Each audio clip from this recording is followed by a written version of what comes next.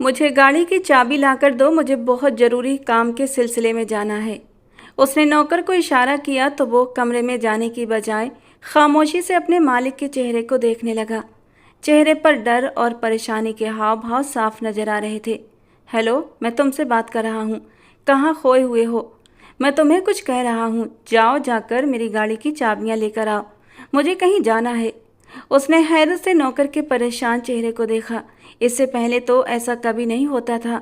उसके हर हुक्म को हवेली का एक एक नौकर पलक झपकते पूरा करता था, लेकिन आज आज रामू उसके हुक्म की अवहेलना करते हुए चुपचाप खड़ा था। दक्ष आर्य ने उसकी आंखों के सामने चुटकी बजाई तो वो जल्दी से होश की दुनिया में आया और चोर नज़रों से अपनी छोटी मालकिन को देखने लगा, जो सिर्फ 17 साल की थी, मगर उसने पूरे घर को अपनी उंगलियों पर नचा कर रखा था। घर के बड़े बुजुर्गों के साथ साथ नौकर भी उससे काफ़ी डरते थे। दक्ष आर्या ने उसकी निगाहों का पीछा किया तो देखा वहाँ अनिका खड़ी थी। दक्ष की नज़रें जैसे ही अनिका पर पड़ी, उसने तुरंत अपनी पलकों को झुका लिया और चेहरे पर ढेर सारी मासूमियत ओढ़ ली। निचला होंठ बाहर को निकालते हुए अपनी उंगलियां मरोड़ने लगी। इस वक्त वाकई वो एक मासूम सी गुड़िया लग रही थी, इतनी मासूम कि कोई जोर से बोल दे तो उस मासूम सी गुड़िया में दरार आ जाए। लेकिन ये तो दक्ष ही जानता था कि ऊपर से मासूम सी गुड़िया दिखने वाली अनिका अंदर से पूरी आफत की पुड़िया थी। अब क्या किया तुम लोगों ने? दक्ष आर्या ने अपने सीने पर हाथ बांधे और दोनों के चेहरे को गौर से देखने लगा, जैसे अंदाजा लगाने की कोशिश कर रहा हो कि इनके मन में आखिर चल क्या रहा है। बेचारे नौकर का हाल तो बहुत बुरा हो गया था। उसका पूरा वजूद डर से कांपने लगा था, क्योंकि मामला ही कुछ ऐसा था। दक्ष की गाड़ी को कोई हाथ भी लगाए तो वो तूफान खड़ा कर देता था, और यहाँ पर तो आगे सोचने की बेचारे रामू में हिम्मत ही नहीं थी, क्योंकि वो बाहर रखा ही इसलिए गया था कि गाड़ियों की देखभाल कर सके। अगर कोई गाड़ी खराब हो जाए तो उसे मिस्त्री के पास ले जाए। अनिका तो दक्ष के हाव भाव देखते हुए अपनी जान बचाने के लिए तुरंत कमरे में भाग गई। अब वहाँ केवल वही दोनों बचे थे। रामू, अब कुछ बोलोगे या फिर मुझे अपने असली रूप में आना पड़ेगा? इस बार दक्ष का अंदाज थोड़ा सख्त हुआ था और रामू ने जल्दी से दक्ष के सामने हाथ जोड़ दिए। मालिक, हमें माफ़ कर दीजिए, हमारी कोई गलती नहीं है। ये कहकर वो फिर से खामोश हुआ था। आगे बोलो, मैं सुन रहा हूँ। दक्ष ने उसे आगे बोलने के लिए उकसाया। मालिक, छोटी मालकिन ने गाड़ी कहीं ठोक दी है। गाड़ी की हालत बहुत ख़राब है। मैंने उसे मिस्त्री के पास भिजवा दिया है। ये सुनकर तो जैसे उसके सिर पर आसमान आकर गिरा था। तुम होश में तो हो? ये क्या कह रहे हो? अरे, वो गाड़ी 2 दिन पहले ही मैंने शोरूम से निकाली थी। बिल्कुल ब्रांड न्यू थी। और तुम्हारी छोटी मालकिन को वो गाड़ी चलाने की इजाज़त किसने दे दी? मैंने तुम्हें कितनी बार समझाया है कि उसे इन चीज़ों से दूर रखा करो। अरे, उसे तो ढंग से ड्राइविंग भी नहीं आती। तुम भी राजू हमेशा गलती कर जाते हो। अब मैं तुम्हें क्या कहूँ? चलो जाओ, मेरी नज़रों से दूर हो जाओ। वो बुरी तरह नाराज़ हो गया था। लगभग 2 दिन पहले ही उसने एक इम्पोर्टेंट मीटिंग में हिस्सा लिया था, जिसमें वो अपनी डील फाइनल करने में सफल रहा था, और बदले में उसे एडवांस में 6 करोड़ रुपये मिले थे, जिसमें से 5 करोड़ की उसने नई गाड़ी खरीदी थी। लेकिन वो गाड़ी मैडम जी ने एक ही दिन में कहीं ले जाकर ठोक दी थी। जब उसने गाड़ी की हालत देखी तो उसे चक्कर आने लगे। अपने चकराते सर को संभालते हुए वो वहीं कुर्सी पर बैठ गया और फौरन ही उसके मन में अनिका का ख्याल आया। कहीं उस बेवकूफ़ नासमझ लड़की को तो कोई चोट नहीं लगी? जब गाड़ी की हालत इतनी ख़राब है तो यकीनन अनिका को भी चोट जरूर लगी होगी, जो उसने मुझसे छुपा ली है। वो फौरन गाड़ी को भगाता हुआ दोबारा हवेली लाया था। मिस्त्री को उसने कह दिया था कि गाड़ी को ध्यान से ठीक करे। वो तेज तेज कदमों से कमरे के अंदर दाखिल हुआ तो देखा वो ड्रेसिंग टेबल के सामने बैठी थी। चेहरे पर हमेशा रहने वाली हल्की मुस्कान थी। गुलाबी होंठ धीरे धीरे हिल रहे थे। शायद वो कोई गाना गुनगुना रही थी और बहुत ही सावधानी से नेल पॉलिश भी लगा रही थी। उसे मस्त अंदाज में देखकर दक्ष वहीं दरवाजे पर ही रुक गया था। कितने ही पल वो उसके मासूम से चेहरे को देखता रहा। चेहरे पर वही बेफिक्री और हमेशा की तरह की खूबसूरती। अभी वो सिर्फ 17 साल की थी। नई नई जवानी ने खूब रंग रूप बिखराया था उस पर। उसके तीखे नए नक्श उसे सबसे अलग बनाते थे। छोटी सी सुतवा नाक, खिलता सफ़ेद रंग, हल्के गुलाबी गाल, बड़ी बड़ी काली आँखें, और उन काली आँखों के ऊपर बड़ी बड़ी काली पलकों की झालर। वो सादगी में भी कयामत ढाती थी। इस वक्त वो दुपट्टे से बेखबर बड़े मगन अंदाज में अपने पैरों पर झुकी नेल पॉलिश लगा रही थी। आगे झुकने की वजह से उसके डीप गले से दक्ष की नज़रें एक पल के लिए अटक गई थीं। अगले ही पल थूक निगलते हुए उसने अपनी नज़रें उसके ऊपर से हटाई थीं। वो किसी भी कमज़ोर पल का शिकार होकर उसकी खूबसूरती में कैद होना नहीं चाहता था। भले से वो उसकी बीवी थी, वो उस पर अपना हक रखता था, लेकिन उसे ये भी पता था अभी वो बहुत छोटी है, सिर्फ 17 साल की। उसके साथ कुछ भी गलत कर बैठा तो पूरी ज़िंदगी खुद को माफ़ नहीं कर पाएगा। उसने अपनी मौजूदगी का एहसास दिलाया, लेकिन वो तो इतनी मगन थी कि उसकी तरफ देखा ही नहीं। दक्ष के लबों पर अब एक हल्की सी मुस्कान आई थी। वो ऐसी ही थी, लापरवाह सी, बेफिक्र सी। वो लड़की किसी को भी अपना दीवाना बना सकती थी। उनकी शादी को लगभग 2 साल हो चुके थे, मगर इन 2 सालों में उसके करीब जाना तो दूर की बात, दक्ष आर्या ने अपनी पत्नी को कभी गौर से भी नहीं देखा था। और यही बात अब अनिका को चुभने लगी थी। वो उसे जताना चाहती थी कि अब वो कोई छोटी बच्ची नहीं रही, बल्कि समझदार हो चुकी है और सब कुछ अच्छे से समझती है। तुम ठीक तो हो? वो तेजी से चलते हुए उसके पास आया और उसके कंधे पर हाथ रखते हुए चिंतित लहजे में पूछा। उसके स्पर्श को महसूस करते हुए एक सिहरन की लहर अनिका के पूरे वजूद में दौड़ गई। उसका दिल जोर जोर से धड़कने लगा, जबकि उसके गाल भी शर्म से गुलाबी हो गए थे। और आजकल तो वो कुछ ज़्यादा ही शर्माने लगी थी, क्योंकि अब वो अपने पति की नज़दीकियाँ चाहती थी। चढ़ती जवानी के जज्बात उसे तंग करने लगे थे और वो दक्ष के चौड़े सीने से लिपट कर अपने जज्बातों को सुकून देना चाहती थी, लेकिन दक्ष उसे हमेशा दूरी बनाए रखता और ये बात अनिका को चिढ़ने के लिए मजबूर कर देती थी। वो कैसे दक्ष को बताती कि उसका मन दक्ष आर्या की महक को महसूस करने के लिए मचलने लगा था। मैं ठीक हूँ, उसने कांपते हुए स्वर में कहा और हकलाते हुए जवाब दिया। मगर दक्ष ने उसके लहजे पर ज़्यादा ध्यान नहीं दिया। दक्ष ने उसे बाजू से पकड़कर उठाकर अपने सामने खड़ा कर दिया और उसे इधर उधर से चेक करने लगा। यकीनन तुम्हें चोट लगी है, लेकिन तुम मुझे बता नहीं रही। वो उसके बाजुओं को छूकर देख रहा था और अब उसके हाथ उसकी कमर पर गए थे। अनिका ने अपनी आंखें बंद कर ली थीं। उसका हर स्पर्श अनिका की धड़कनों में एक नया शोर पैदा कर रहा था और इस बात से बेखबर दक्ष उसके वजूद को टटोल कर उसकी चोट ढूंढने की कोशिश कर रहा था। दक्ष, चोट तो कहीं और लगी है, तुम अभी तक सही जगह पर नहीं पहुंच पाए हो। और दक्ष घबराकर खड़ा हुआ था। कहाँ लगी है चोट? दिखाओ मुझे। यहाँ लगी है मुझे चोट। उसने अपने दिल पर उंगली रखी थी। छूकर महसूस करो मेरी चोट को, कितना दुखता है मुझे। और आपको इस बात का एहसास नहीं? तुम पागल हो, एकदम पागल। वो उसकी बात का मतलब फौरन समझ गया था और एक झटके से उससे दूर हुआ था। पागल हूँ दक्ष, आपके प्यार में पागल हूँ। मेरी इन धड़कनों को महसूस करो जो अब दिन रात तुम्हारे नाम पर धड़कने लगी हैं। लेकिन तुम तो मुझसे यूँ दूर भागते हो जैसे मैं कोई अछूत हूँ। क्या मैं तुम्हें पसंद नहीं? क्या मैं बहुत बुरी हूँ? क्या मैं खूबसूरत नहीं? वो आंखों में आंसू लिए दर्द भरे अंदाज में सवाल कर रही थी और दक्ष को उसकी आंखों में आंसू पसंद नहीं थे। आगे बढ़ते हुए उसने अनिका की आंखों के आंसू साफ कर दिए। तुम बहुत खूबसूरत हो अनिका, इतनी खूबसूरत कि तुम्हें देखकर किसी के भी होश गुम हो जाए। और ये बात अपने दिमाग से निकाल दो कि मैं तुम्हें पसंद नहीं करता। फिर मुझसे दूर क्यों रहते हैं? मेरे पास क्यों नहीं आते? उसने सिसकते हुए कहा। मेरी मजबूरी है अनिका, ये सब कुछ मैं तुम्हारे लिए ही तो कर रहा हूँ। अभी तुम बहुत छोटी हो, इस रिश्ते की नाजुकता की तुम्हें समझ नहीं है। नहीं हूँ मैं छोटी, बहुत बड़ी हो गई हूँ। बताइए कहाँ से छोटी हूँ मैं? वो तनकर दक्ष के सामने खड़ी हुई थी। बिना दुपट्टे के वो अपनी जवानी के रंग बिखेर रही थी और दक्ष की धड़कनें एक पल के लिए तेज हुई थीं। उसने जल्दी से उसके ऊपर से नजरें हटाईं। देखा, नहीं हूं ना मैं आपको पसंद, इसलिए आप मुझसे नजरें चुराते हैं, मुझे जी भरकर देखते भी नहीं। मासूम से 17 साल की अनिका को दक्ष की आंखों के जज्बात समझ नहीं आते थे। उसे बस अपना इग्नोर करना बुरा लगता था। उसने उसके गालों के नीचे हाथ रखते हुए कहा, बहुत जल्द मैं तुम्हारी सारी शिकायतें दूर कर दूंगा और ऐसे दूर करूंगा कि तुम खुद मेरी शिद्दतों से पनाह मांगोगी। वो अपनी आंखों में मदहोशी के रंग लिए उसे देख रहा था।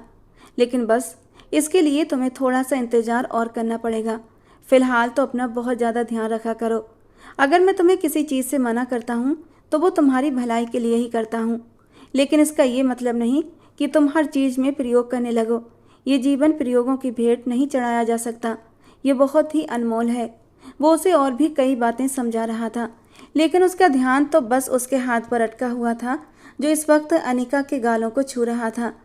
जब उसने अपना हाथ उठाया तो उसे बुरा लगा। वो वहाँ से जाने ही वाला था कि अनिका ने उसका बाजू पकड़ लिया। क्या हुआ? क्या तुम कुछ कहना चाहती हो? वो बड़ी मुश्किल से अपने गुस्से को काबू में रखते हुए सामान्य अंदाज में बात कर रहा था, क्योंकि उसे अनिका पर गुस्सा तो था कि उसने उसके बिना अनुमति के गाड़ी को हाथ लगाया तो लगाया कैसे। बात गाड़ी की नहीं थी। अगर अनिका को कुछ हो जाता तो दक्ष दादी को क्या जवाब देता? दादी ने उससे एक वादा लिया था। जितनी बड़ी गलती अनिका ने की थी उसका बस चलता तो वो उसे घर से बाहर निकाल देता। केवल दादी की वजह से ही वो उसका ख्याल रखता था और उसकी इज्जत करता था। हाँ, मैं ठीक हूँ, ये कहकर अनिका ने झटके से उसका बाजू छोड़ा। मुझे तुम्हारी तबीयत सही नहीं लग रही। अगर कहो तो डॉक्टर के पास ले चलूँ? मेरी तबीयत ठीक नहीं है, लेकिन मेरा इलाज सिर्फ और सिर्फ आपके पास है, उसने धीरे से कहा। क्या मतलब है तुम्हारी बात का? मैं समझा नहीं। वो वाकई कुछ भी नहीं समझ पाया था, या फिर शायद वो जानबूझकर अनजान बन गया था। कुछ नहीं, मैं तो यूं ही बात कर रही थी। आप जाइए, आपको ऑफिस से देर हो रही होगी। ये कहकर वो गुस्से से वहाँ से चली गई, जबकि वो भी कंधे उचकाते हुए कमरे से बाहर निकल गया। ऑफिस में बैठे उसे अभी 2 घंटे ही हुए थे कि एक बार फिर से घर से कॉल आने लगी, और ये कॉल उसके सबसे खास नौकर की थी, जिसे उसने अनिका की सुरक्षा के लिए रखा हुआ था। साहब जी, छोटी मालकिन का कुछ पता नहीं है, वो कहीं भी नहीं मिल रही, न जाने कहाँ चली गई हैं। ये तुम क्या कह रहे हो? तुम्हें मैंने कहा था ना कि उस पर नज़र रखना, और उसे घर से बाहर निकलने की अनुमति किसने दे दी? और तुम हो कि तुम्हें ये तक नहीं पता कि वो कहाँ है? कल से तुम्हें काम पर आने की कोई ज़रूरत नहीं है। उसका सिर बुरी तरह से झनझना उठा था। वो जितना उस लड़की को समझाता था वो उतना ही उसके सिर पर चढ़कर नाचती थी।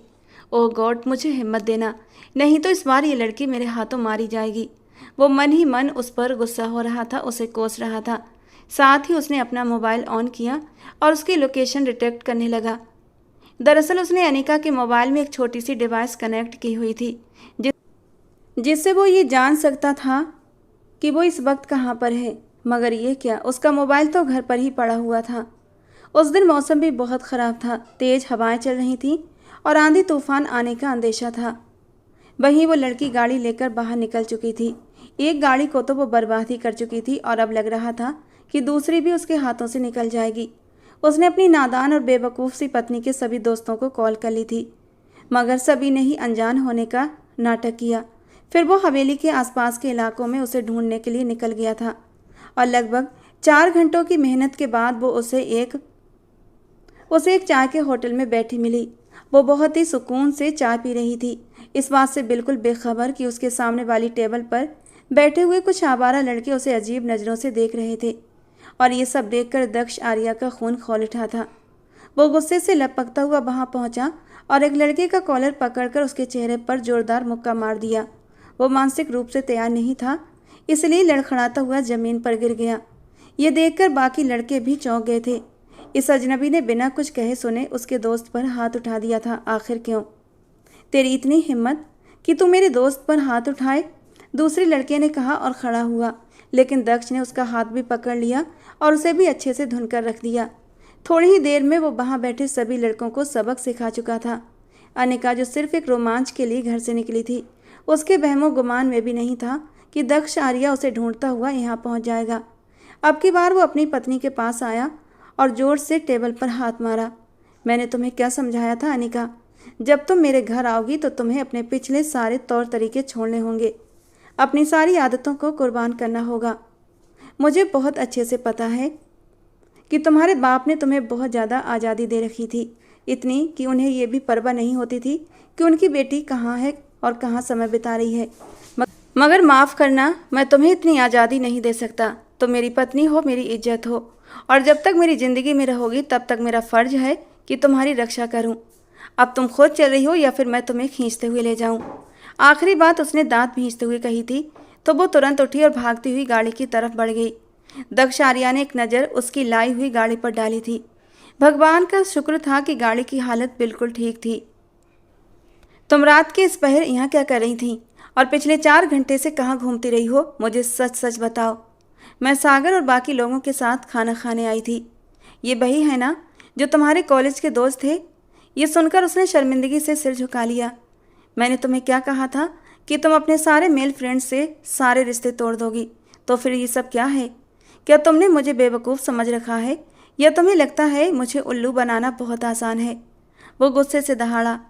आपने मुझे कहा था कि मैं अपने कजिन्स के साथ घूम सकती हूँ, और आप जानते हैं कि सागर मेरा बहुत अच्छा कजिन है और उसके साथ मेरा दोस्त भी।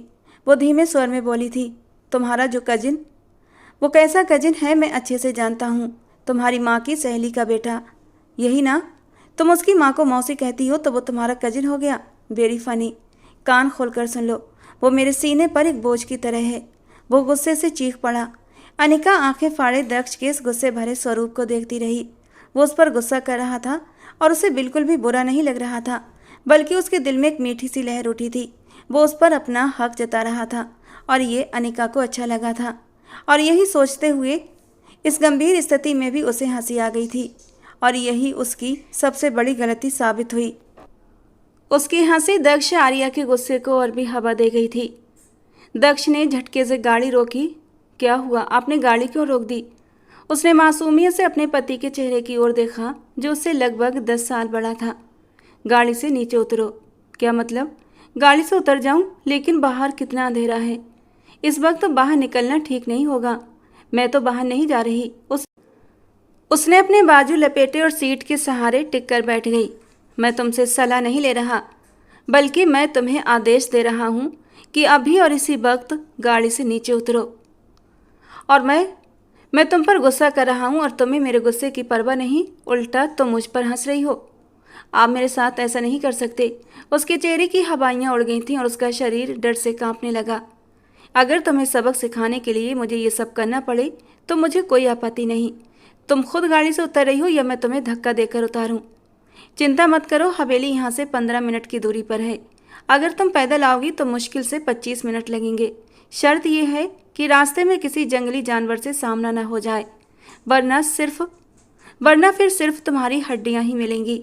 वो उसे डरा रहा था और साथ ही गाड़ी से उतरने को कह रहा था। मैं दादी से जाकर आपकी शिकायत करूंगी, उसने मासूमियत से धमकी दी, और मैं साफ मुकर जाऊंगा। वैसे भी दादी भी तुम्हारी इन हरकतों से बहुत परेशान हो चुकी हैं। वो तो भगवान का धन्यवाद करेंगी कि तुम जैसी लड़की से उनका पीछा छूटा। आप बहुत बुरे हैं, मैं आपको कभी माफ़ नहीं करूंगी। वो एकदम रो देने को हुई थी। मुझे तुम्हारी माफ़ी की ज़रूरत भी नहीं है। ये कहकर वो खुद ही गाड़ी से नीचे उतरा और उसकी साइड का दरवाज़ा खोलकर उसका हाथ पकड़कर उसे जोर से सड़क पर खींचकर उतार दिया। उसके घुटने जमीन से टकराने की वजह से जख्मी हो गए थे और वो दर्द से करहा उठी। उसकी चीख की आवाज़ सुनकर एक पल के लिए दक्ष का दिल कांप गया, मगर अगले ही पल उसने खुद को फिर से पत्थर बना लिया। वो उसे यहाँ छोड़कर जाना तो नहीं चाहता था, सिर्फ सबक सिखाना चाहता था। जैसे जैसे गाड़ी की लाइट्स अनिका से दूर होती जा रही थीं, वैसे वैसे उसे ऐसा लग रहा था कि वो मौत के करीब जा रही है।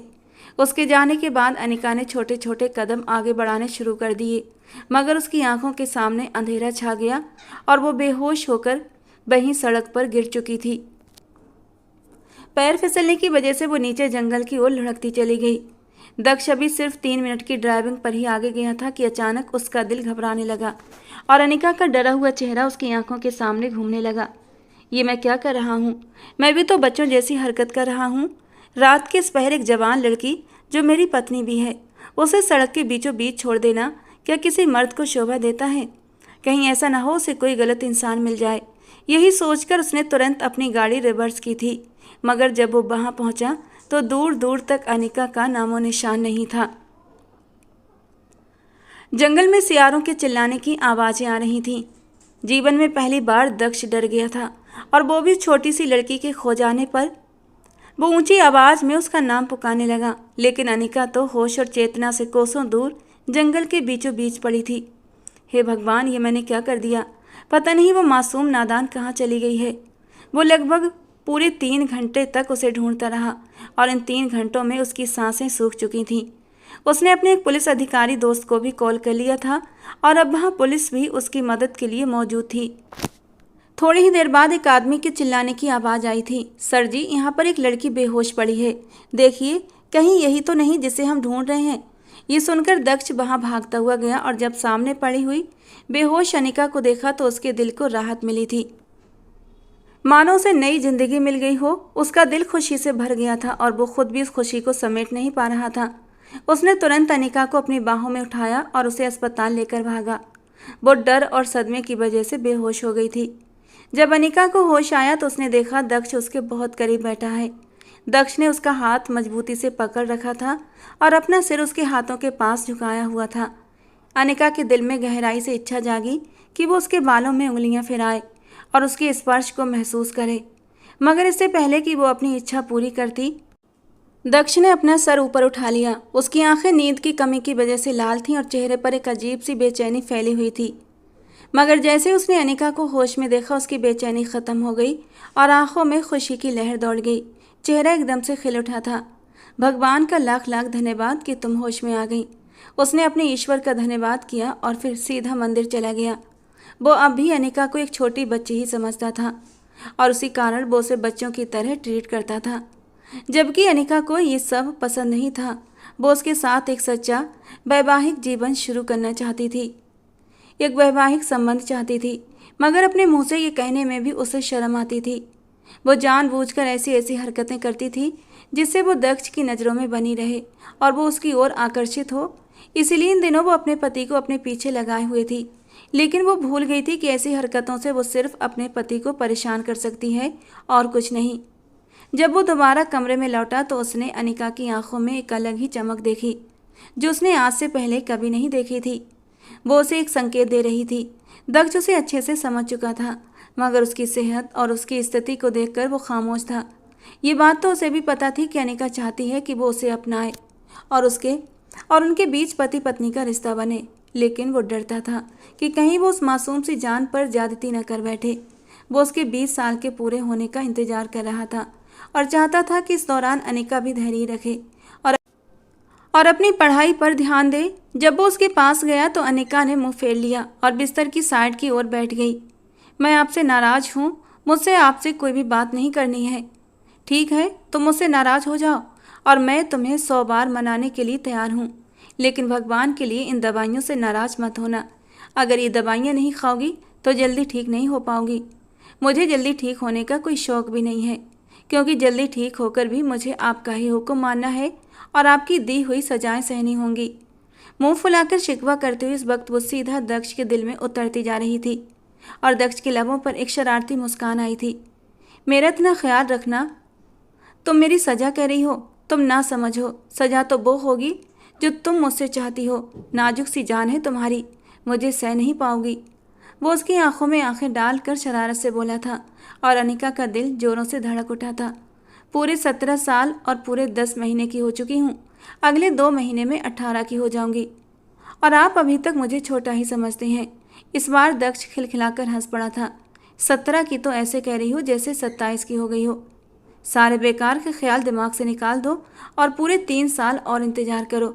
अपना दिमाग पढ़ाई पर लगाओ, बेकार की बातें इस खाली दिमाग में मत भरो। मुझे इल्ज़ाम देने से पहले अपने गिरबान में झांक कर देखो। मैं तुम्हारे साथ कोई ज्यादती नहीं कर रहा मैडम साहिबा, बल्कि 2 साल से आप मुझे तिगनी का नाच नचा रही हैं। कभी मैंने आपसे ऊंची आवाज़ में बात की? उसने उसके चेहरे को पकड़कर अपनी ओर मोड़ा तो वो मासूमियत से सर नामे हिलाने लगी। अगर आज मैंने तुम्हें उस जगह छोड़ा था तो इसका ये मतलब नहीं कि मैं तुमसे नफरत करता हूँ या फिर मैं तुमसे पीछा छुड़ाना चाहता हूँ। इसका सीधा मतलब है कि मैं तुम्हारी फिक्र करता हूँ। तुम्हें थोड़ी सी सज़ा देकर तुम्हें समझाना चाहता हूँ कि आगे से कोई भी गलत हरकत नहीं करोगी। ये तुम्हारे हित में सही नहीं है। तुम्हें पता है मैं कितना डर गया था। मुझे सच में तुम्हारी बहुत फिक्र है अनिका। अगर फिक्र करते हैं तो दिखाते क्यों नहीं हैं? आप हर बार यही कहते हैं कि आप मुझसे प्यार करते हैं, लेकिन मुझे कभी भी आपका प्यार दिखाई नहीं देता। वो गुस्से से मुंह फुलाते हुए बोली तो कितनी ही देर तक उसके मासूम हुस्न को देखता रहा। बेख्याली में थोड़ा सा आगे बढ़ते हुए अपना चेहरा उसके चेहरे के करीब किया था। क्या तुम्हें मेरी आंखों में अपने लिए प्यार दिखाई नहीं देता? अनिका ने धीरे से सर हाँ में हिला दिया और फिर धीरे से बोली, लेकिन आंखों में प्यार दिखने का क्या फ़ायदा? मुझे तो आपकी संगत चाहिए। मेरा दिल मचलता है आपके करीब आने को, लेकिन आप मेरे करीब नहीं आते। मेरा दिल करता है मैं आपके कंधे पर सर रखकर लेटूं और आप मेरे सर को हल्के से थपकते हुए दुनिया जहान की बातें करें और यूं ही आपकी बातें सुनते सुनते मैं आपकी बाहों में सो जाऊं। कभी दिल उदास होता है तो मेरा जी चाहता है आपके सीने से लगकर सारे गमों को हल्का कर लूं। कभी जब मैं तैयार होती हूं तो मेरा दिल करता है आप मेरी तारीफ करें, अपने होठों से मेरे गालों को छूते हुए मुझे कहें, अनिका तुम बहुत खूबसूरत हो। वो जज्बात की रौ में बोलती चली जा रही थी और दक्ष कितनी ही देर तक हैरानी से उसे देखता रहा और फिर वो बेखुदी में उसके होठों पर झुक गया। उसके नरम गुलाबी लबों को कतरा कतरा पीने लगा। अनिका सबके लिए बाकी मानसिक रूप से तैयार नहीं थी। उसका शरीर जैसे स्थिर हो गया था। गर्म सांसों का तूफान आपस में घुलने मिलने लगा था। दिल जैसे पसलियां तोड़कर बाहर आने को तैयार हुआ था, लेकिन उसने दक्ष की शर्ट को मुट्ठियों में भींच लिया था।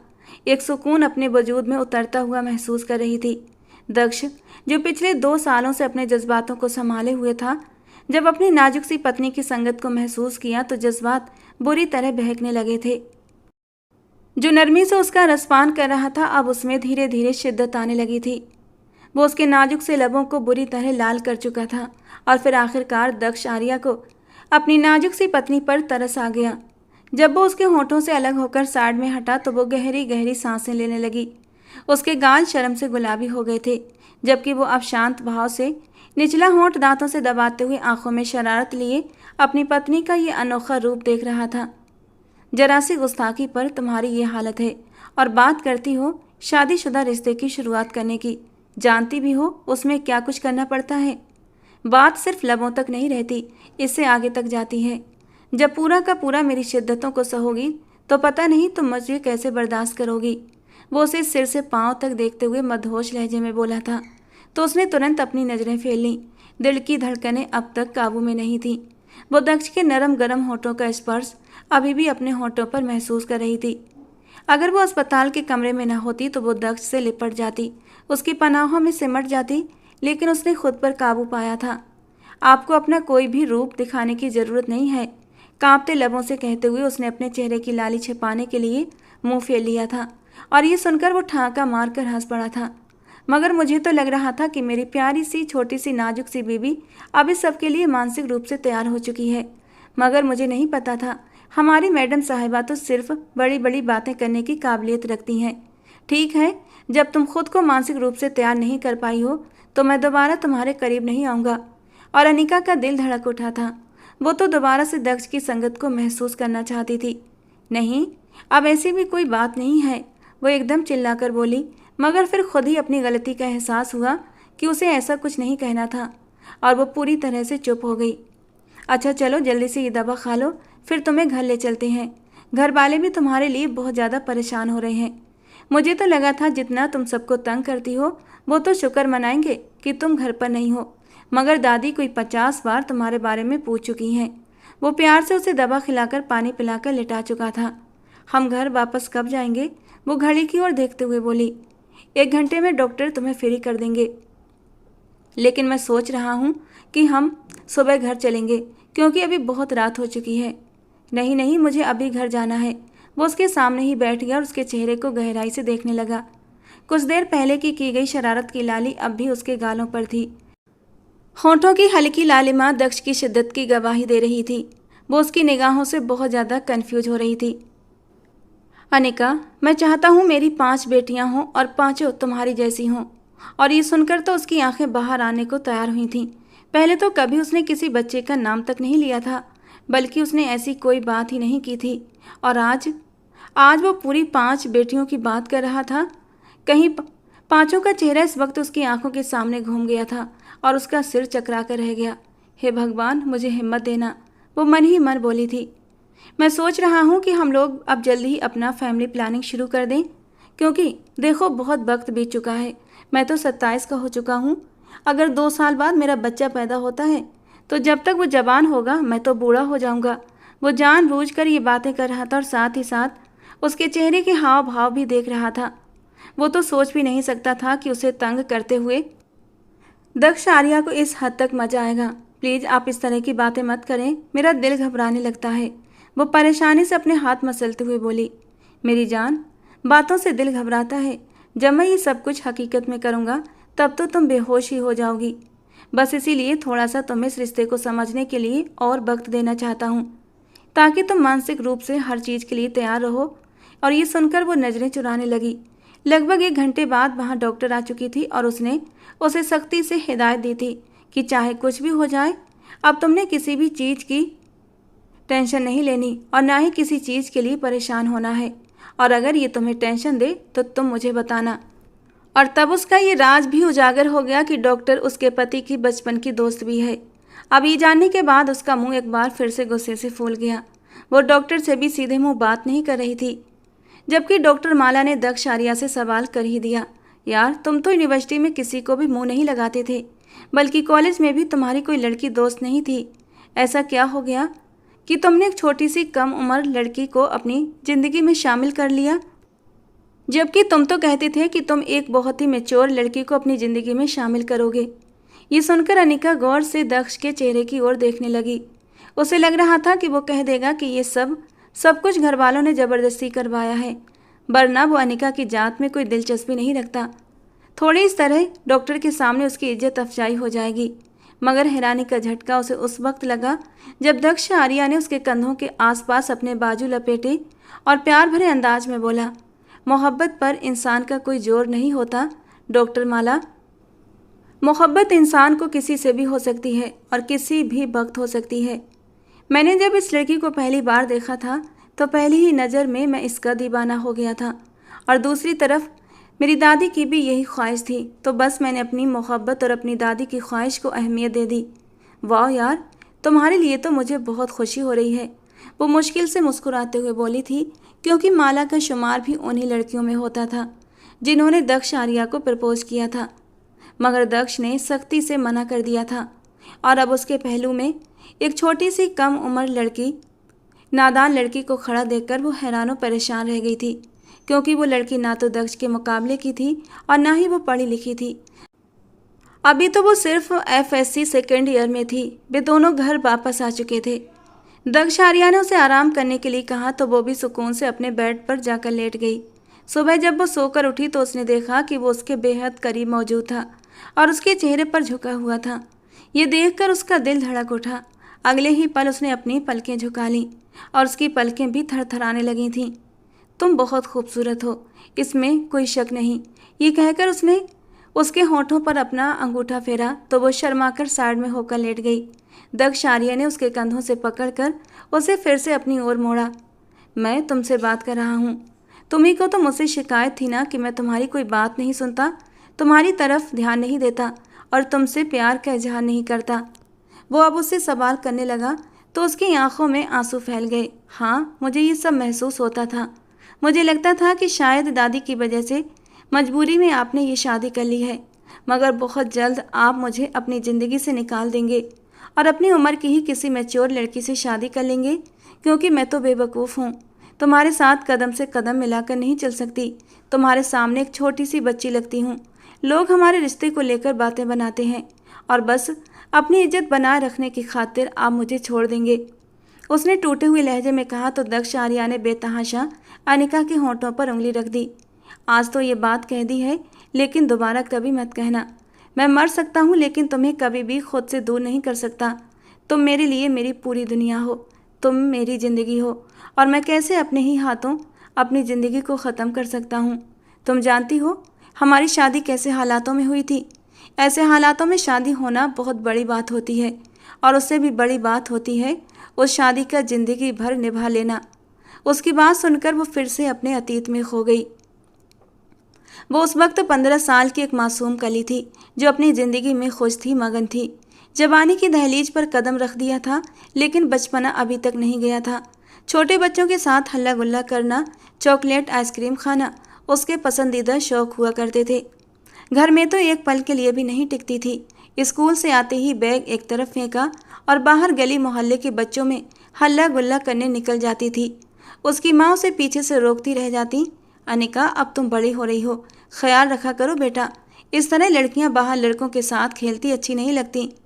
और अनिका एक कान से सुनकर दूसरे कान से निकाल देती, और जब तक वो बाहर खेलती रहती अनिका की माँ उस पर पूरी नज़र रखती थी क्योंकि अनिका ने जैसे जैसे जवानी की दहलीज पर कदम रखा था वो खिलकर गुलाब का फूल बनने लगी थी। ऐसा मासूम हुस्न की देखने वालों की नज़रें भटक जाएं। अनिका की माँ दिल पर हाथ रखकर अपनी बेटी के लिए भगवान से प्रार्थना करती कि हे भगवान, जिस कदर तूने इसे खूबसूरती की दौलत से माला माल किया है, वैसे ही इसके नसीब भी अच्छे करना। लेकिन उसने क्या सोचा था, जिंदगी इस तरह से करवट बदल जाएगी कि उसकी सारी शरारतें सिर्फ और सिर्फ दुखों में बदल जाएंगी। जैसे ही उसके पापा का देहांत हुआ तो उसके मामा ने अपना असली चेहरा दिखा दिया। न सिर्फ उन्होंने उसकी जायदाद पर कब्जा कर लिया, बल्कि उसके माँ के पास जो भी जेवरात थे वो भी ले लिए। उन्होंने उसे अपने घर में एक तरह से कैद कर लिया था और उसके साथ नौकरानी जैसा सलूक करते थे। पापा के मरने का गम अनिका की माँ को ऐसा लगा कि एक दिन उन्हें हार्ट अटैक आ गया और वो अनिका को इस बेरहम दुनिया में अकेला छोड़कर चली गईं। अब तो अनिका अपने मामा पर पूरी तरह आश्रित हो गई थी। दादी जी को अपनी पोती की बहुत याद आती थी, मगर जब भी वो उससे मिलने की इच्छा जाहिर करती तो उसके मामा कोई न कोई बहाना कर देते कि वो पढ़ाई में बहुत बिजी है। एक दिन दादी जी को दिल को बहुत बेचैनी हो रही थी। उन्हें बार बार कुछ गलत होने का एहसास हो रहा था। और फिर पिछली रात तो उन्होंने अपने सपने में भी अपनी पोती को परेशान देखा था। अनिका उनके सपने में आई थी और कह रही थी, दादी जी आप कैसी माँ हैं? आपको जरा भी परवाह नहीं कि आपकी बेटी कितनी तकलीफ में है। दादी जी को आमतौर पर सच्चे सपने ही आते थे। सुबह होते ही उन्होंने जिद पकड़ ली कि मुझे अनिका से मिलने जाना है। चाचा जी ने समझाया कि उसके मामू हमें पसंद नहीं करते, वो हमें देखकर नाराज हो जाएंगे। अरे, मुझे किसी की भी नाराजगी से कोई फर्क नहीं पड़ता, मुझे सिर्फ अपनी पोती से मिलना है। 4 महीने हो गए हैं, मैंने तो उसकी शक्ल तक नहीं देखी। पता नहीं किस हाल में होगी मेरी बच्ची, ठीक से खाना खाया भी है या नहीं। मेरी मासूम सी बच्ची, मैं तो पहले ही उसे वहाँ भेजना नहीं चाहती थी, लेकिन भगवान का कहर टूटे उसके मामा पर, जो ज़बरदस्ती उसे अपने साथ ले गया। और यूं वो अपने बड़े बेटे के साथ उसके ननिहाल पहुंच गई। लेकिन जैसे ही उन्होंने लॉन्च के अंदर कदम रखा तो उन्हें चीखों की आवाज़ें सुनाई दी। ये चीखें किसी और की नहीं बल्कि अनिका की थीं। उसकी मामी उसे बुरी तरह थप्पड़ मार रही थी, जबकि वो खुद को छुड़ाने की कोशिश कर रही थी। और ये देखकर दादी का दिल कांप उठा था। वो उसे वहाँ से अपने साथ ले जाना चाहती थी, मगर मामी ने एक और अजीब बात कह दी। हवेली में इतने सारे नौकर लड़के हैं, मैं इस बच्ची को बिना किसी रिश्ते के बाहर नहीं भेज सकती। हम इसके साथ जैसा भी सलूक करें, लेकिन ये यहाँ पर सुरक्षित है, क्योंकि मेरे घर पर कोई मर्द नौकर नहीं, मेरी सिर्फ बेटियाँ हैं। और फिर उसी वक्त ही दादी जान ने अपने बड़े बेटे को वहाँ बुलाया और उससे कुछ सलाह मशवरा किया। दादी जी का बड़ा बेटा राजेश मेहरा, उनकी नज़र में अब अनिका को हवेली लाने का एक ही रास्ता बचा था। किसी तरह अनिका की शादी कराकर उसे इस नरक से बाहर निकालते। लेकिन अनिका उस वक्त बहुत छोटी थी, सिर्फ 15 साल की। उनके दिमाग में ख्याल आया उनके दोस्त का बेटा दक्ष आर्या, जो अभी अभी लंदन से अपनी पढ़ाई पूरी करके लौटा था और यहीं पर अपना बिजनेस सेट करना चाहता था। हालांकि उसके माँ बाप लंदन में सेट थे, लेकिन उसने अपने देश में रहकर यहीं शादी करके यहीं सब कुछ सेटल करने का मन था। और राजेश मेहरा के दिमाग में दक्ष आर्या का चेहरा घूम गया। हालांकि वो अनिका से 10 साल बड़ा था और अनिका भी इस रिश्ते के लिए तैयार नहीं थी, ना ही मानसिक रूप से और ना ही शारीरिक रूप से। लेकिन उन्हें किसी न किसी तरह अनिका को यहाँ से निकालना था। तो सब बड़ों की रजामंदी से अनिका और दक्ष आर्या का विवाह कर दिया गया। तय ये पाया गया कि अभी सिर्फ शादी होगी, विदाई 3-4 साल बाद हो जाएगी।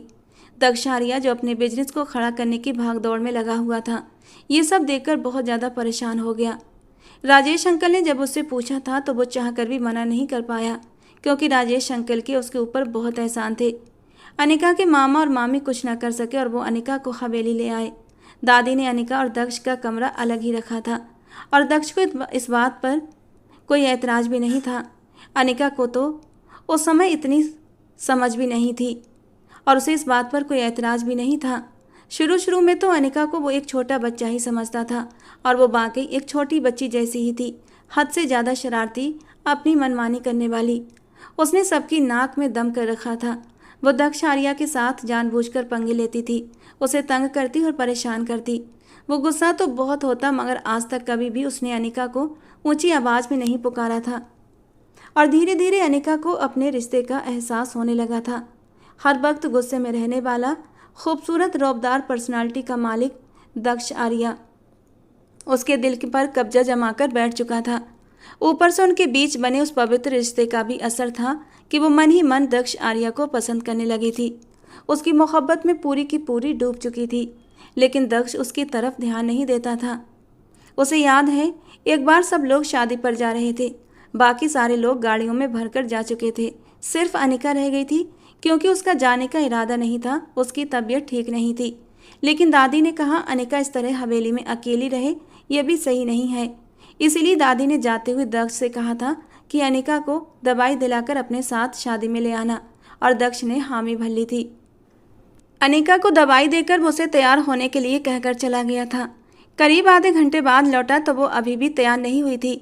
बुरी तरह पसीने में नहाई हुई अपने ब्लाउज की जिप में उलझी हुई थी कि दक्ष ने अंदर कदम रखा था। तुम अभी तक तैयार नहीं हुई? वहाँ दादी ने फ़ोन कर करके मेरा बुरा हाल कर दिया है। लेकिन दक्ष, मैं तो तैयार हो गई थी, लेकिन इस जिप ने मुझे परेशान कर दिया है। वो बेधड़क दक्ष की तरफ पीट करके खड़ी हुई थी, जहाँ उसकी जिप बुरी तरह एक जगह पर अटक गई थी। सफ़ेद नाजुक कमर पर दक्ष की निगाहें अटक गई थीं। ये पहली बार था जब उसने अनिका को इस रूप में देखा था। इस लहंगे में वो अपनी उम्र से ज़्यादा बड़ी लग रही थी। उनकी शादी को 8 महीने हो चुके थे और अब वो 16 साल की हो गई थी। तो तुम दूसरे कपड़े पहन लो, दक्ष ने निगाहें चुराते हुए उसे मशवरा दिया था। दूसरे कपड़े मैंने ट्राई किए थे, बट वो मुझे फिट नहीं आ रहे। बाकी डेली यूज़ वाले कपड़े हैं, अब उन्हें तो नहीं पहन सकती ना। सारे कपड़े छोटे पड़ गए हैं। बस यही एक लहंगा था जो थोड़ा फिट आ रहा था, हालांकि टाइट तो यह भी है। दक्ष की नज़रें उसके भरे भरे वजूद पर अटक गई थीं। जब वो इस हवेली में आई थी तो एकदम दुबली पतली थी, लेकिन इन 8 महीनों में ही उसका शरीर काफ़ी भर चुका था। उसका ब्लाउज उसकी धड़कनों पर बुरी तरह टाइट हो रहा था। प्लीज़ अब मेरी जिप लगा दें। वो या तो इतनी मासूम थी या फिर बनने का नाटक कर रही थी। वो आग से खेल रही थी। दक्ष आर्या एक जवान, जज्बातों से भरपूर मर्द था और अनिका उसकी पत्नी, खूबसूरत, कम उम्र। वो भूल चुकी थी अगर वो उसके सामने खुद को पेश करेगी तो वो कैसे खुद को संभाल पाएगा। बिना सोचे समझे उसने अपने हाथ जिप की ओर बढ़ाए थे और बेध्यानी में दक्ष के हाथों ने उसके नाजुक वजूद को महसूस किया था और उसके पूरे बदन में एक स्पार्क हुआ था। वो उसकी बीवी थी, एक जायज़ रिश्ते में बंधी हुई, और ऊपर से तन्हाई। वो कैसे खुद को संभालता? उसके गले में गिल्टी सी उभरती महसूस हुई थी। गला खुश्क हो गया था। अनिका के दाएं तरफ गर्दन पर एक काला तिल, जिसे छूने के लिए दक्ष का मन बेकरार हुआ था, और फिर अगले ही पल उसने अपने होंठ उस काले तिल पर रख दिए थे। दक्ष के गर्म होठों का स्पर्श जैसे ही अनिका को अपनी गर्दन पर महसूस हुआ, वो बुरी तरह कांप उठी थी।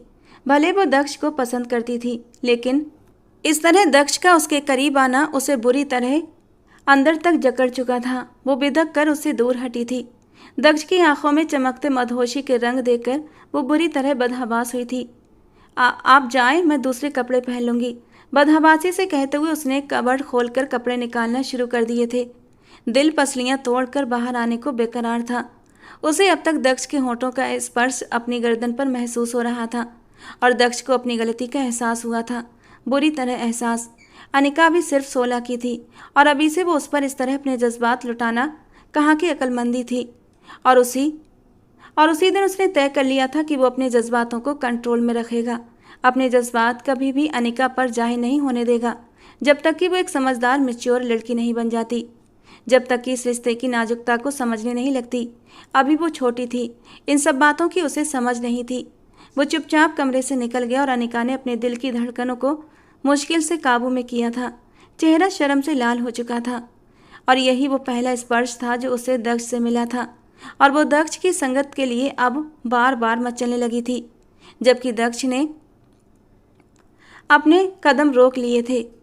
जिस जगह वो रहते थे वहाँ से उसका ऑफिस काफ़ी दूर पड़ता था। लगभग 2-3 घंटे लग जाते थे। घर वालों की इजाज़त से उसने अपने ऑफिस के पास ही एक अपार्टमेंट ख़रीद लिया था, लेकिन अनिका की जिद थी कि मैं भी दक्ष के साथ जाऊंगी। दक्ष के बिना वो कैसे जिएगी, ये सोच कर उसे रोना आ रहा था। सब लोगों ने उसे समझाने की भरपूर कोशिश की थी, लेकिन अनिका को एक बात भी समझ नहीं आ रही थी। उसने जिद बांध ली थी कि उसने बस दक्ष के साथ रहना है, और फिर उसकी जिद को देखते हुए घर के बड़ों ने ये फैसला किया था कि अब अनिका की विदाई कर देनी चाहिए। लेकिन ये फैसला लेने से पहले दादी ने दक्ष को अपने पास अपने कमरे में बुलाया था। दक्ष बेटा, अनिका की जिद को देखते हुए मैं पारंपरिक रूप से उसकी विदाई कर देना चाहती हूँ। तुम उसके पति हो और पत्नी का हक होता है अपने पति के साथ रहना। लेकिन दक्ष बेटा, अनिका अभी छोटी है, मासूम है, नादान है। अभी उसे इस रिश्ते की इतनी समझ नहीं है। मैं उम्मीद करती हूँ तुम मेरी बातों का मतलब समझ रहे होगे। तुम समझदार हो, इस रिश्ते को थोड़ा सा टाइम देना। दादी आप चिंता मत करें, मैं आपकी बात का मतलब अच्छे से समझ गया हूँ। और दादी ने एक सुकून भरा सांस लेते हुए दक्ष के माथे को चूम लिया था। और इस तरह दक्ष अनिका को लेकर अपने अपार्टमेंट में शिफ्ट हो गया।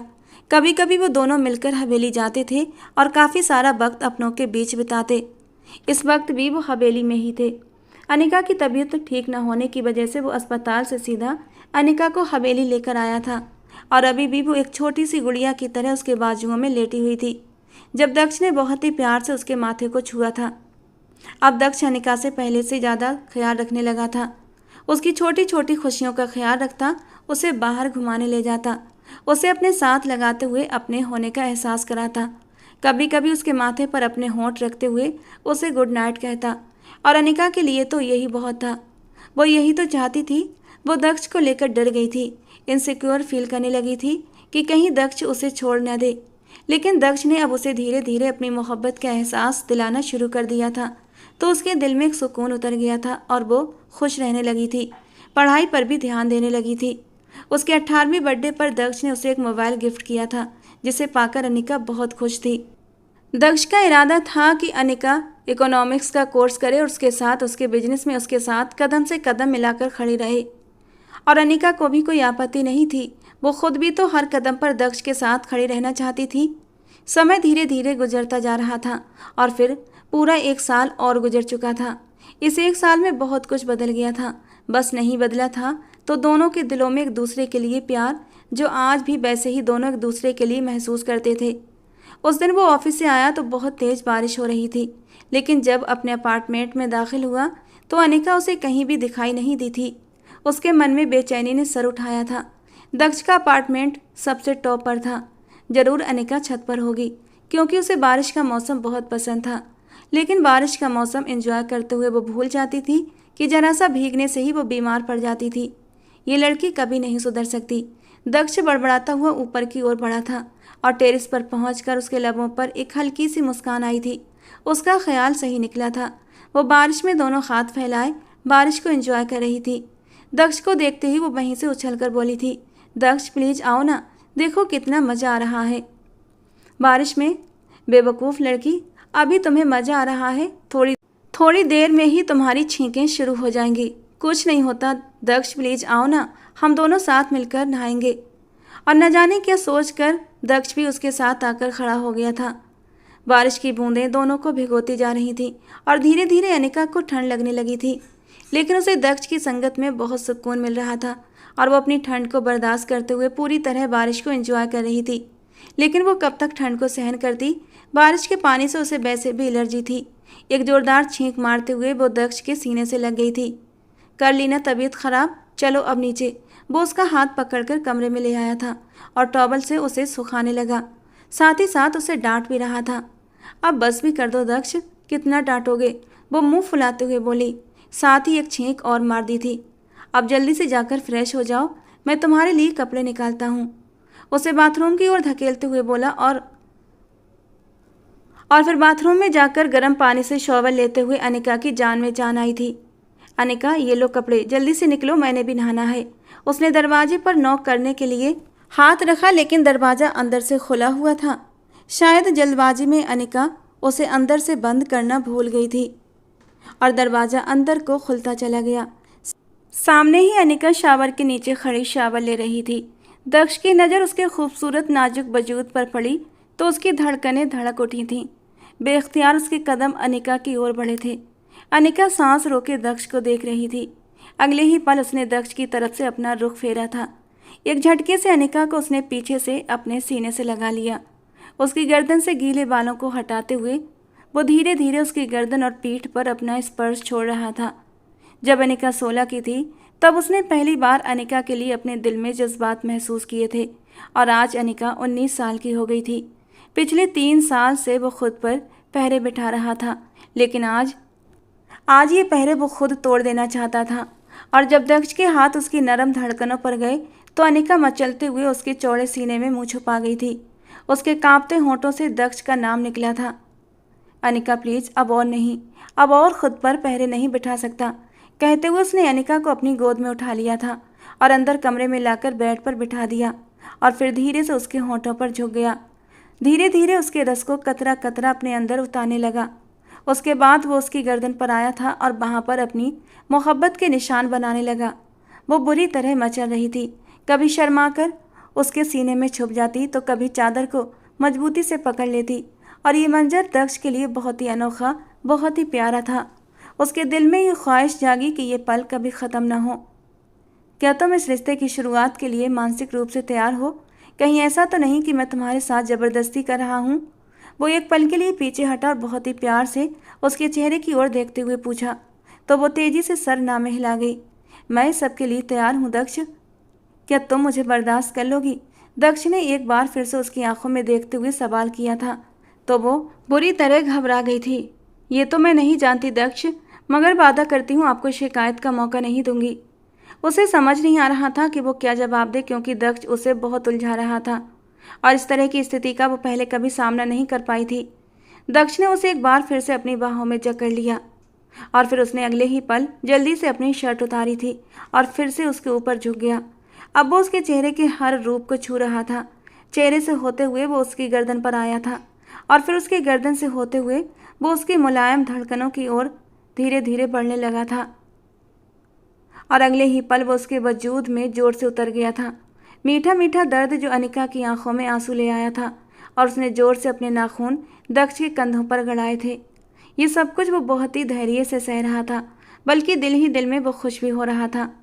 तुम्हारे साथ एक बहुत ही अच्छी ज़िंदगी बीतने वाली है अनिका, वो एक पल के लिए उसे आज़ाद करते हुए उसके कानों में फुसफुसाते हुए बोला और फिर उसके कान की लौ को एक बार फिर अपने दांतों में दबा गया। तुम ठीक तो हो? तुम अनकंफर्टेबल हो तो तुम मुझे फ़ौरन बता देना। तुम्हारी आंखों में आंसू देखकर मेरे दिल को कुछ होता है। वो एक बार फिर से गहरे लहजे में बोला तो बेइच्छा ही उसे अपनी किस्मत पर गर्व होने लगा। अनिका को अपने पति से बहुत ज़्यादा प्यार महसूस हो रहा था, जो उसका हद से ज़्यादा ख्याल रखता था, उसे किसी छोटे बच्चे की तरह ट्रीट करता था।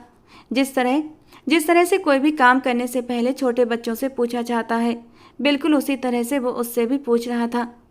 तुम मुझसे वादा करो, कभी मुझे छोड़कर नहीं जाओगे। वो इन नाजुक पलों में भी उसे ज़िंदगी भर का साथ देने का वादा मांग रही थी। क्या तुम्हें लगता है कि मैं कभी तुम्हें छोड़ सकता हूँ? अगर मैं तुम्हें छोड़ूं तो सांस लेना भी छोड़ दूंगा। और मेरी ये ज़िंदगी मेरी सबसे बड़ी दौलत है, क्योंकि ये ज़िंदगी मैंने तुम्हारे साथ बितानी है। वो सारी रात जैसे एक मधुर स्वप्न की तरह बीती थी। पूरी रात वो उसकी मोहब्बत के सागर में डूबी रही। कभी वो थोड़ा कठोर हो जाता तो कभी अपनी नरमाई से उसे छू जाता। उस रात उसने अपने हर रूप का जादू अनिका पर छलका दिया और अनिका भी उसके हर रूप की दीवानी हो गई। सुबह जब वो उठी तो उसकी नटखट आवाज़ उसके कानों में गूंजी, अब तुम्हें मुझसे कोई शिकायत तो नहीं है ना? अगर शिकायत है तो वो शिकायत भी मैं अभी इसी वक्त तुम्हारी दूर कर सकता हूँ। अपने करीब करता हुआ वो शरारत से बोला था। वो न जाने कब का उठ गया था और अब ऑफिस जाने के लिए तैयार खड़ा था, जबकि अनिका की तो नींद ही अब खुली थी। मेरी तौबा, जो अब मैं तुमसे कोई शिकायत करूं। उसका रात का जुनूनी रूप याद करके वो बुरी तरह घबराई थी। वो मुस्कुराते हुए बोला, अब तुम्हें ये डर भी नहीं रहा कि मैं अपना हक किसी और दूसरी औरत से ले लूँगा। वो जानबूझकर उसे चिढ़ा रहा था। अगर मुझे इस बात का संदेह भी हुआ तो देखना मैं तुम्हारा क्या हाल करती हूँ। उसने टाई से पकड़कर उसे अपनी ओर खींचते हुए कहा था। वो 5 फुट 2 इंच की नाजुक सी लड़की, जो मुश्किल से उसके कंधे तक पहुँचती थी और अपनी मर्जियाँ उसके बॉस की तरह चलाती थी। अरे नहीं मैडम जी, ये अत्याचार मत कीजिएगा, मैं तो आपके सामने हाथ जोड़ता हूँ, वो नाटकीय अंदाज में बोला और अनिका खिलखिलाकर हंस पड़ी। वो उसे बाहर तक छोड़ने आई थी। जब जाते जाते वो थोड़ा सा उसके करीब झुका था। मैं जल्दी आ जाऊँगा, तैयार रहना। हम डिनर बाहर करेंगे और फिर डिनर के बाद आइसक्रीम खाने भी चलेंगे। सच? वो बच्चों की तरह खुश होते हुए बोली थी। मेरा मनपसंद फ्लेवर बटर स्कॉच, याद है ना?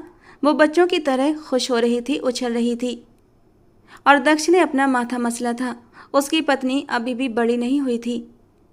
तो दोस्तों, आज की हमारी कहानी आपको कैसी लगी कमेंट बॉक्स में ज़रूर बताना। पसंद आई हो तो प्लीज़ लाइक करना। रोज़ ऐसी ही रोमांटिक कहानियों के लिए हमारे चैनल से जुड़े रहना। मिलते हैं दोस्तों अगली किसी नई रोमांटिक कहानी के साथ।